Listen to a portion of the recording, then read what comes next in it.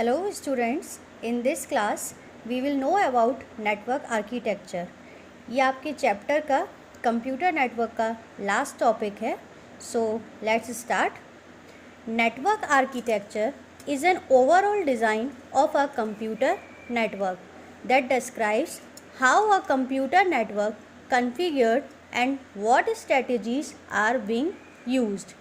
Means network architecture हमारे computer network की पूरी ओवरऑल डिज़ाइन को देखता है, चाहे वो फिज़िकली हो या लॉजिकली हो.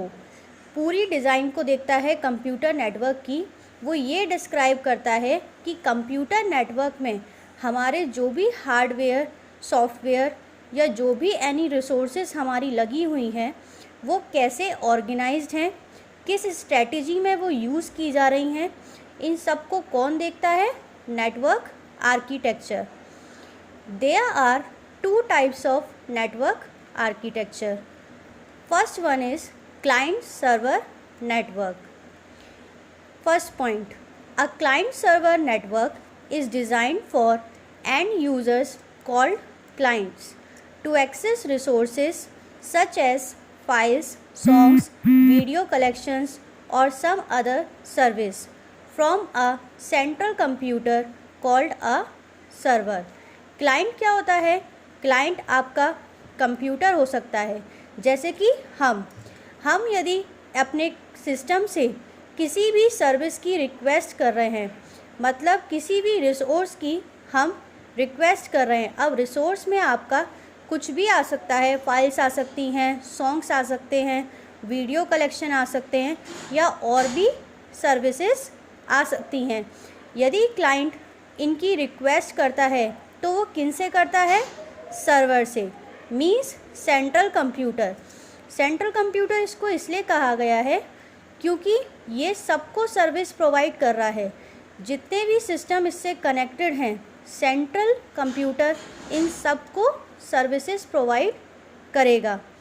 मतलब कि जो सेंट्रल कंप्यूटर है वो एज अ सर्वर वर्क कर रहा है. तो सर्वर क्या करेगा कि जो भी क्लाइंट रिक्वेस्ट करेगा किसी भी रिसोर्स की, सर्वर उस रिक्वेस्ट को पूरा करेगा. मतलब कि उनकी रिक्वेस्ट का रेस्पॉन्स देगा. सपोज़ इस सिस्टम ने किसी भी फाइल की रिक्वेस्ट की है तो सर्वर उस फाइल को एक्सेस करके इस सिस्टम को देगा. Second point, clients are the computer which request services like data retrieval, storage etcetera from the server. जैसे कि मैंने आपको बताया था कि क्लाइंट एक कंप्यूटर होता है जो कि रिक्वेस्ट करता है किसकी? सर्विसेज की. और सर्विसेज में कुछ भी हो सकता है, जैसे डेटा रिट्रीवल है, स्टोरेज है, एनीथिंग. वो किससे रिक्वेस्ट करेगा? सर्वर से. और सर्वर उस रिक्वेस्ट का क्या करेगा? रेस्पॉन्स करेगा. Third point, a server is a computer that provides services to client. और सर्वर क्या है? सर्वर भी कंप्यूटर है, पर दोनों में डिफरेंस क्या है कि क्लाइंट भी कंप्यूटर है और सर्वर भी कंप्यूटर है. क्लाइंट भी कंप्यूटर है लेकिन सर्वर क्या है? सर्वर एक पावरफुल कंप्यूटर है. इसको पावरफुल कंप्यूटर सर्वर को क्यों कहा गया है?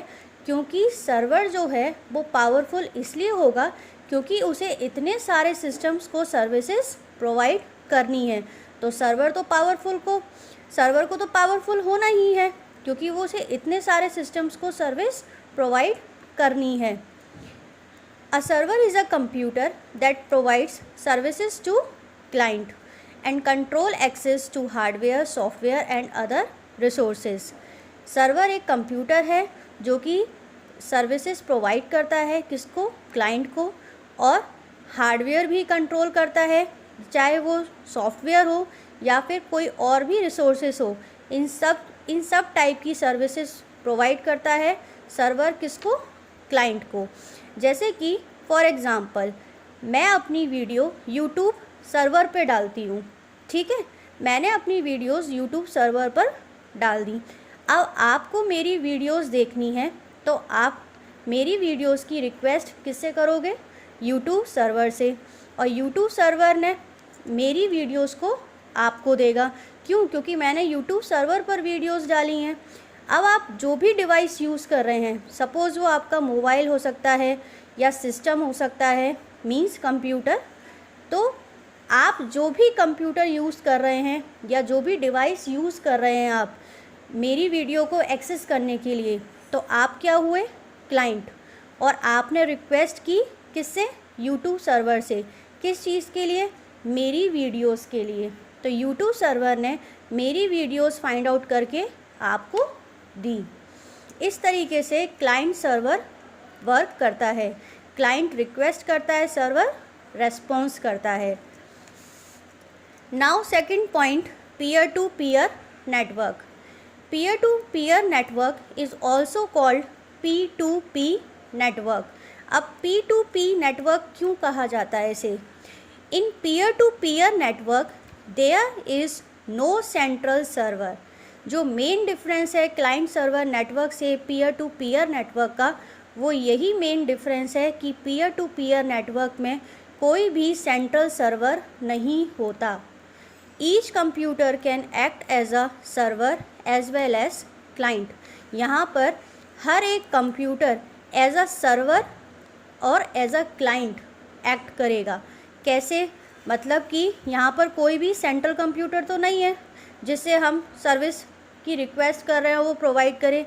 यहाँ पर आप देख रहे हैं कि एक रिंग में सारे कंप्यूटर्स कनेक्टेड हैं। यहाँ पर जो कंप्यूटर्स का इंटरेक्शन होगा वो अपने में ही रहेगा, इन सब का एक दूसरे से इंटरेक्शन रहेगा। मतलब कि यदि C1 को रिक्वेस्ट कर रहा है C2 से किसी सर्विस के लिए, तो इस टाइम C1 क्या हो गया? क्लाइंट। क्यों? क्योंकि C1 रिक्वेस्ट कर रहा है और C2 उसकी सर्विस की, जो सर्विस उसकी उसने रिक्वेस्ट की है उसका रेस्पॉन्स कौन करेगा? C2। तो C2 यहाँ पे कैसे वर्क कर रहा है? As a server. तो यहाँ पर हर एक कंप्यूटर एक क्लाइंट भी है और एक सर्वर भी है। यहाँ पर कोई भी सेंट्रल सर्वर नहीं है। यहाँ पर हर एक कंप्यूटर एक दूसरे से इंटरेक्ट करेगा एज अ क्लाइंट और एज अ सर्वर। तो ये था आपका network architecture. I hope students आपको समझ में आया होगा।